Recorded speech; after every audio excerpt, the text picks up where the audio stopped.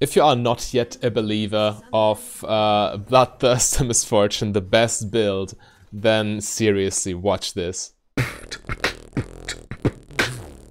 Alright, Alawi taking a bad trade against Gangplank. So far so good. But I will not pretend I don't know what's happening in this game, because as you see, I played it myself with the Bloodthirster Misfortune. It's just the best build, by far. It's so incredibly strong. Yes, this will be a minor spoiler.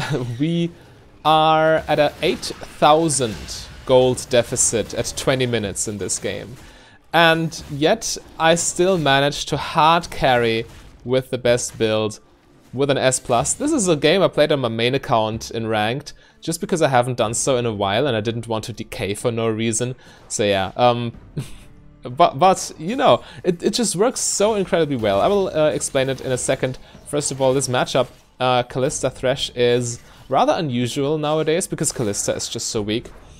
But it does have its quirks, right? You can't really gank it ever post 6 at least, because if you focus the Thresh, Kalista just ults him out. And if you get the gank and focus the Kalista, Thresh lanterns her out. Did I say the same thing twice? I'm actually not sure. But yeah, Lantern gets Kalista out, Kalista ult gets Thresh out, so very hard to gank, and obviously super strong dueling power. Kalista is scary. Kalista's early game in particular. We need to respect her here. So this is why I'm playing very defensively in this game. So we'll see me farming under tower for a while now, but this build, let me explain it to you real quick in case you're not yet aware of it. So you go Bloodthirster first item, which is in a good spot. Oh no, please, please, please. I didn't play this game today, so I'm actually... okay, that was that situation. Yeah, flash heal, so Kalista cannot rend me to death. But we get a very nice catch on the Thresh, who dares to engage under our tower, which is obviously extremely stupid of him. But we still need to be very careful, because again, Kalista has the potential to burst us down. However, in a 2v1, if we coordinate that correctly, we should be killing her if she gets, well, daring enough. But yeah, Bloodthirster, it is a more than gold efficient item without its passive. But, so you essentially don't even pay gold for the passive, and you get more stats than what you pay for already. So Bloodthirster, extremely strong item, and Misfortune is probably the best user of Bloodthirster in the entire game, because what happens with Misfortune's kit is, well, you know, she has her W, which is, when you activate it, it's an attack speed buff. But when you don't take damage for a while, or when you activate it, you get the passive bonus instantly. But when you don't take damage for a while, you get movement speed, and it's quite a lot of movement speed. It's they changed the numbers recently. I think it's 95 movement speed on rank 5. So you are very speedy. Yeah, on my first back I got Vamp Scepter preparing for a Bloodthirster. So what happens when you get hit though is you lose that movement speed instantly. You only keep it when you are, well, not out of combat, but when you are when your health bar is safe. When you have a shield now, or when you add a shield into the mix, when you get hit, your shield takes damage, not you. What's that background noise? Let me fix that real quick. I actually have no idea. So when you have Bloodthirster shield ready, or Overheal shield, which I also run, then you can take hits, but you will still remain in your sped up form. So this is extremely strong, obviously, because you can chase through minion waves. You can even, with Bloodthirster plus Overheal, you can even tank a tower shot, and you will not lose your W movement speed passive. It's so incredibly overpowered. So yeah, Bloodthirster first item, super good choice. It's a solid item to begin with, and it harmonizes with Misfortune perfectly. And second item, Kraken Slayer. So Misfortune, some of you might think she's very mana hungry, which is true to some extent, in some builds at least. Alright, so I think Kalista gets away. Oh no, wait. Leona kills herself, but she gets the Kalista, and we get the Thresh. Yeah, Echo and me focusing down the Thresh. Yeah, second item, your mythic item, is Kraken Slayer, and you go for Berserker's Greaves. Misfortune, typically rather mana hungry, because, I mean, she's more ability based than most other AD carries. And you can definitely play an ability-based playstyle. Most of you are aware of the Emax Mana Immune Arcane Comet build. That's meta right now. But this build is just better. You don't need a big mana pool because you have Legend Alacrity, you have Berserkers, you have your Kraken Slayer eventually, and all this attack speed allows you to manipulate minion waves to your liking without using any spells, which means you have your mana ready for all-in situations. So, yes, it's probably not that beginner-friendly in terms of mana management, but once you get the hang of it... Oh, I slept there, I didn't see the Pantheon roaming down. Yeah, but with all the attack speed, you don't really need that much mana. And it's really all you need. Bloodthirster plus Kraken Slayer, and you deal insane amounts of damage. Your ulti is also still a good damage source, because, again, it does scale a little bit off of crit. Not too big, but it's there. Well, you have the AD from Bloodthirster and Kraken Slayer. And Kraken Slayer is 65 AD, it's actually quite a lot. Alright. They do manage to get the kill, though, because, you know, it's still a 2v1 and I got hooked on the tower. I still think it's worth. Echo was nearby and he's going to clear, or to revenge kill the Callista now. But yeah, it's only really those two items, all you need. Kraken Slayer, Bloodthirster. And Bloodthirster first for the aforementioned reasons. It's just one of the best misfortune items. And, well, the natural choice, well, if you don't think about it, if you are jumping to conclusions, the natural choice would be to buy Infinity Edge next, but that's a mistake. Infinity Edge is, or the crit in general is just garbage at the moment, and it's not really worth it. And while Infinity Edge would be a viable purchase because you gain value from the passive, because you are at 60% crit with Bloodthirster, Kraken Slayer, Infinity Edge, it's better to go for Sanguine Blade, third item. It's, well, it's first of all, it's cheaper. Second of all, you gain more safety because more lifesteal. Your dueling is better because more attack speed, which means more opportunity to apply lifesteal. And it just puts you at... It further helps with the mana because it puts you at 2.5 attack speed, so max attack speed with your W. And obviously lethality is just a godsend for your ulti. And afterwards, you can build whatever you need. You can go for defensive items. Oh, it's quite beautiful, but she still dies here, I think. Yeah. Need to be careful. But, yeah, I can duel Callista already. Yeah, I'm at BF Sword, Vamp Scepter. That's quite strong. So, right now it's looking rather good for us, but make no mistake, it's going to go downhill very fast, I promise. But yeah, this game is just incredible with this build. But you will see. So, you go Sanguine Blade afterwards, but that's really just cherry on top. All you really need is Bloodthirster, Kraken Slayer. And I will demonstrate in this game why. So, after Sanguine Blade, you have the options of Silvermare Dawn if you need the CC removal, or, well, normally you go Edge of Night. Typically, Edge of Night, Campunk Chainsword would be your last two items. But, you know, there are other options depending on your game state. You can also go for GA or for Morphal Moshes or what have you. So it's super flexible. It's the build is also playing towards one of Misfortune's biggest strengths, which is, well, flexibility in terms of itemization. Because she works with so many items, so she can buy whatever is good in the current meta. If Kraken Slayer gets nerfed or other mythic items get buffed tremendously, she might just swap out them, or swap out for another mythic item after BF Sword. It's such a flexible build. It will be able to adapt to every single metagame, unless they hard gut Bloodthirster, then we need to have another look. But, you see right there, I have Bloodthirster already. I can pressure them so incredibly hard. But the thing is also, this build, it does a lot of damage against both tanks and squishies. The squishies can't really withstand your raw attack damage plus lethality that you build later on. And well, you press the attack, you trigger it so fast, auto Q auto, or if another champion is behind them, double auto Q. That was a weird Hex Flash, by the way. Not sure what he tried to achieve there. But again, you will see why this build is so powerful. First of all, our jungler is topside right now. And I think this is where we start feeding hard, right? They're getting slapped, aren't they? Oh well, bot lane, we have complete lane control, by the way. I'm one level ahead, I have my finished Bloodthirster. And Kalista can't really do much right now. I can just shove waves indefinitely and look for opportunities to push the vision line or roam. So yeah, in this game, I will, yeah, as you see, play towards my lane priority. They can't pressure me. Because I'm so fast, Thresh can really not hit me with hooks. And I can just push the wave way faster than Kalista can.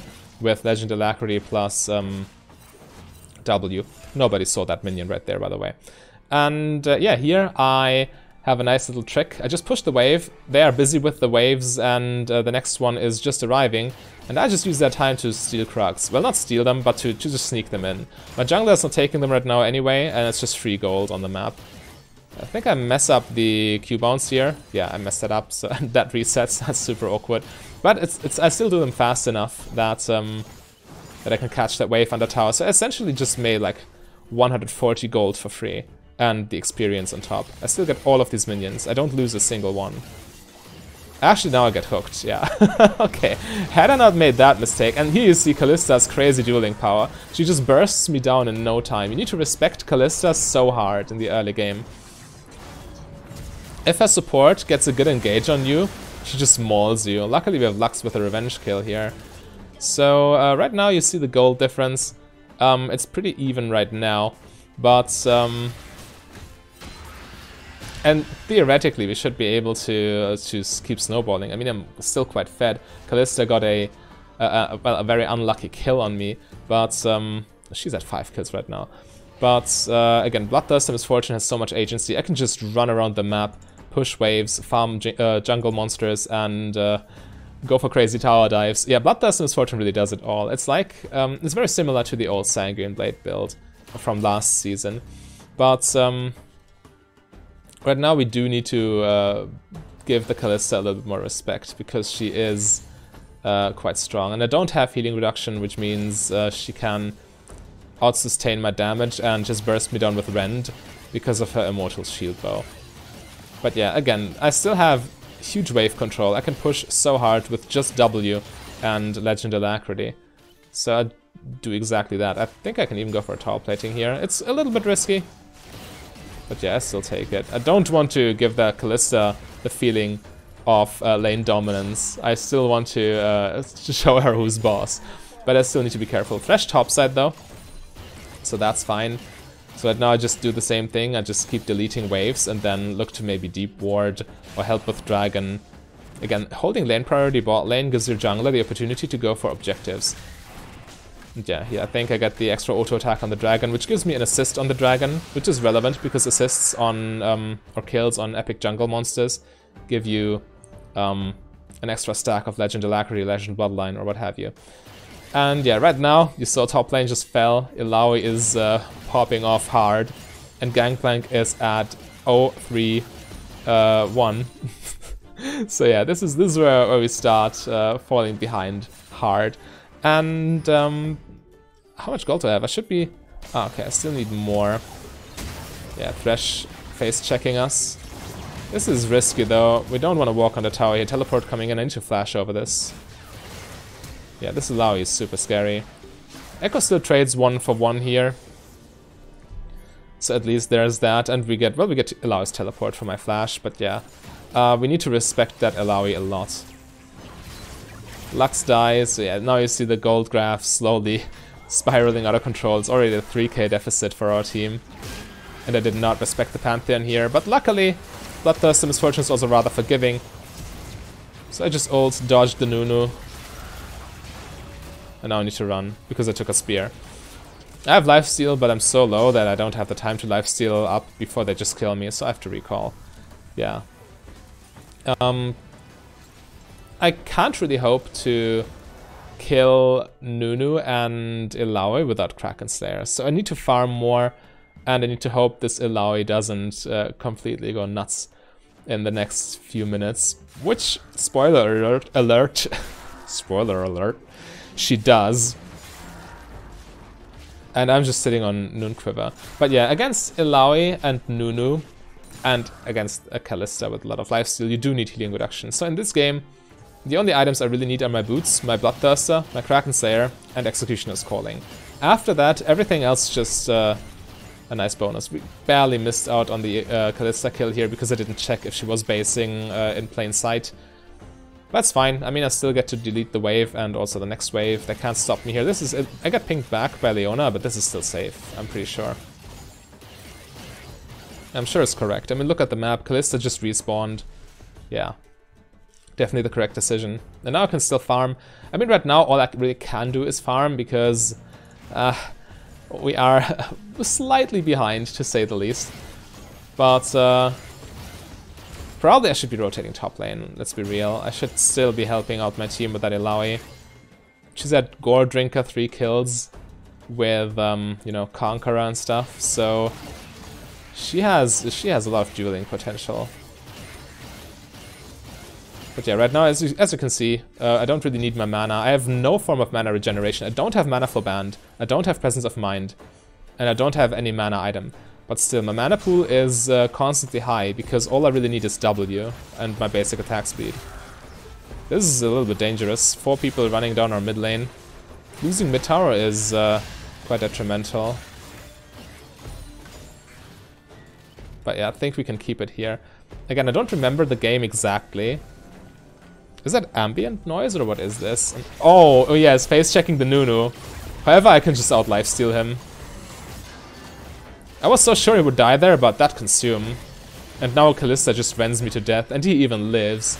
Yeah, had I had Executioner's Calling, he would have died. This is exactly why you need healing reduction against Nunu. And yeah, that play consolidates the enemy lead even further. We are 6.7k goals behind right now at the 18-minute mark, which is incredibly bad. This is like... surrender-worthy levels of bad. But you will see. Just wait and see. I get my Executioners to buy it right now. I even buy it before I finish my mythic item. Because I need it so badly against Nunu and against Illaoi, as we just saw. It was very unlucky I didn't already have it. I didn't expect it... I didn't expect that I would need it that early, but yeah. That confrontation with Nunu in that bush was eye-opening to me.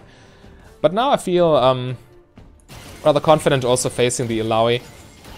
Because, well, she can 1v2 or even 1v3 with Gore Drinker into ulti. But when you add healing reduction into the mix,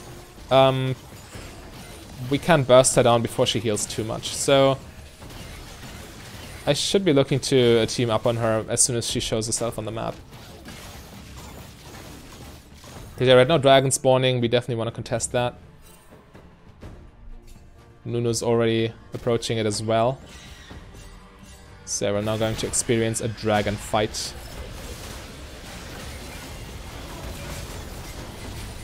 And he immediately blunders and gets caught out. Pantheon dies too. I got hit by Illaoi. That was my death sentence. Yeah. Ouch. So I'm not playing this perfectly by any means, and I don't yet have my most important items, or all of my most important items. I'm still miles away from Kraken Slayer. Yeah, this is Illaoi just slapping people right now. This Gangplank's dead. Yeah, we're like 7k behind right now. At 19.5.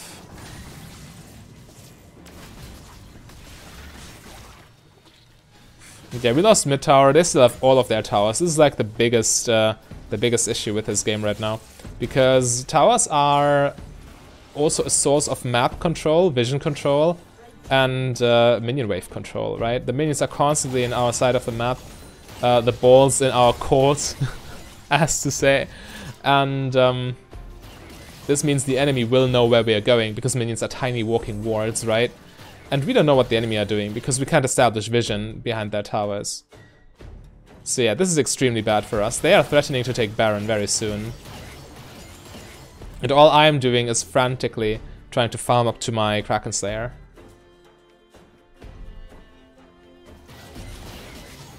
This is a little bit risky, but we see Pantheon. We see Thresh, he's not in hook range, but he might flash on me, so I preemptively walk away a little bit. Especially now, since Kalista can just ult him on top of me. And yeah, Gangplank dies again. He's 0-6 at this point. But we should have this. I have healing reduction for the Nunu, so he might die.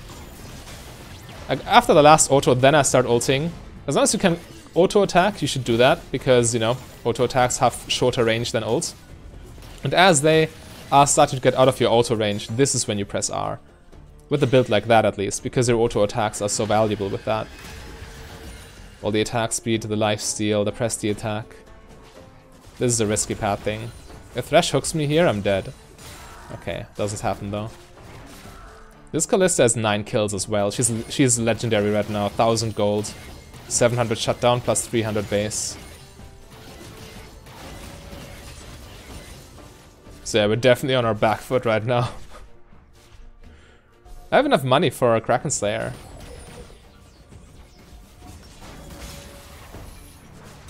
I think she lives though, yeah. She wastes her ult, however. But yeah, I desperately need to base. And now, this is where it starts. This is where we start completely smashing them. And you will see, it's really all I need. Now I got my important items. Bloodthirster, boots, healing reduction, Kraken Slayer. And, well, Kalista is pressuring the Gangplank again. He's not worth much gold at this point, but we still obviously don't want him to die. He needs to farm. Not gonna happen though.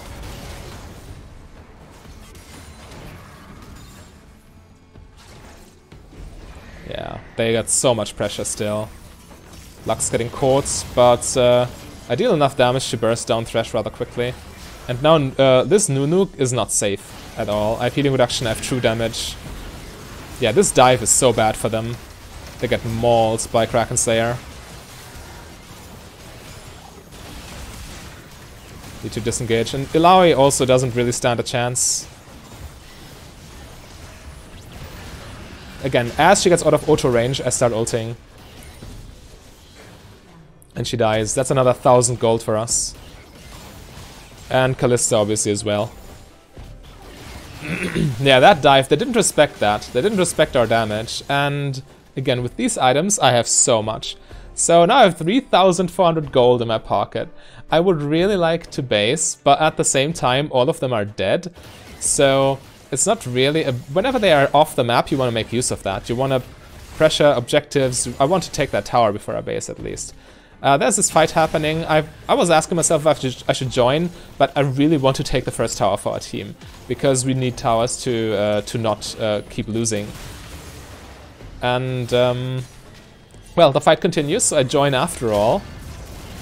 Again, with 4k gold in my pocket, that's 13 kills worth of gold that I haven't spent yet. I'm just sitting on Bloodthirster plus Kraken Slayer. Yeah, people keep dropping. 4.5k gold now.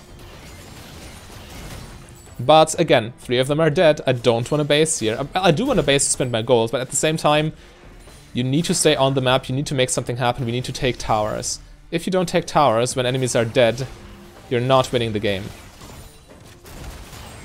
So if you do want to win the game, you need to make use of the fact that enemies cannot defend their objectives, or even neutral objectives. So we take mid tower, which is a big deal. Mid tower is the biggest source of vision because it blocks, or it gives vision towards 2 jungle entrances instead of just 1. And right now I'm pinging my gold.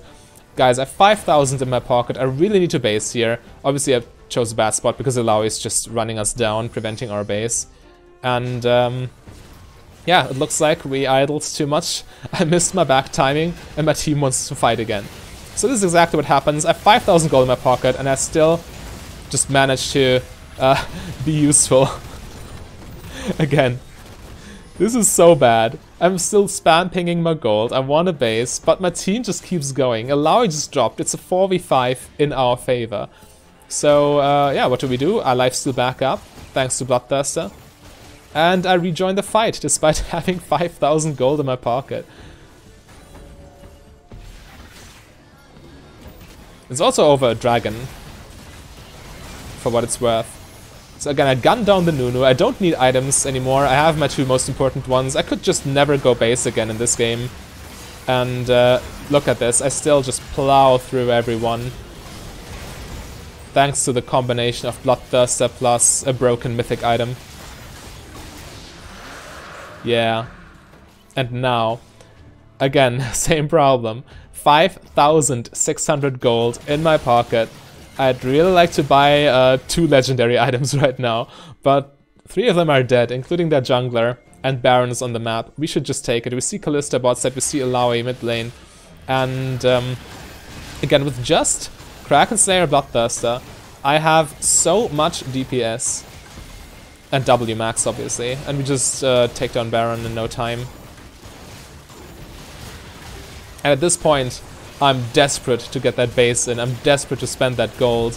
However, the next fight is breaking out. Illaoi is just challenging us again, but we do gun her down once more with just 2 items.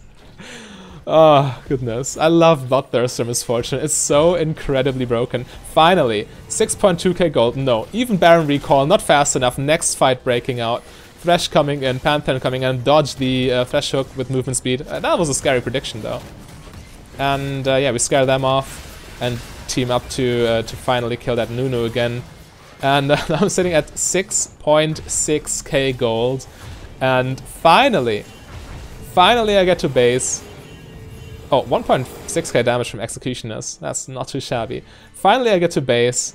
And now I don't even know what to buy. Well, obviously I do know what to buy because I invented this build. We buy Kempunk Chainsword, we buy Sanguine Blade, and now I'm buying a Serrated Dirk with, working towards my last item. Last item being Serpent's Fang, because again, Thresh has Locket and his shield. She has Immortal Shield Bow. Illaoi has Sterak's Gauge. Nunu has his ultimate, so yeah, in this game I definitely want that Serpent's Fang for the utility and for the lethality on our ulti. So right now I'm sitting at 2.5 attack speed, and I was slaughtering people before that base, and now I just spent 6,000 golden items.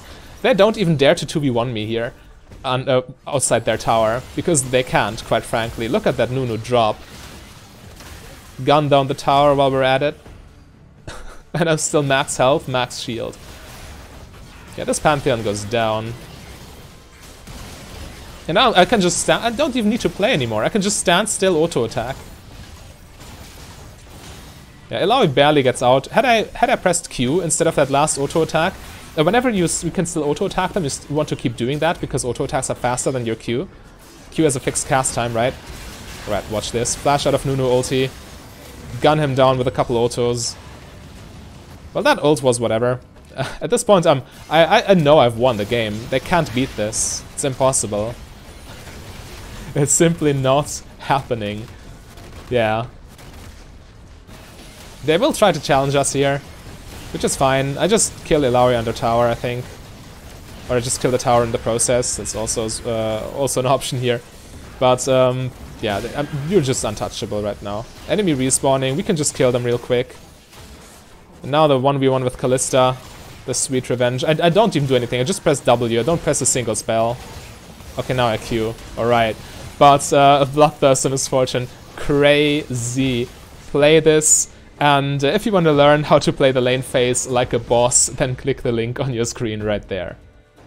A big thank you to all my Patreons and channel members. If you want to become a Patreon yourself, just go to patreon.com/mfdb. But if you rather save your money, you can support me for free by clicking the like and the subscribe button.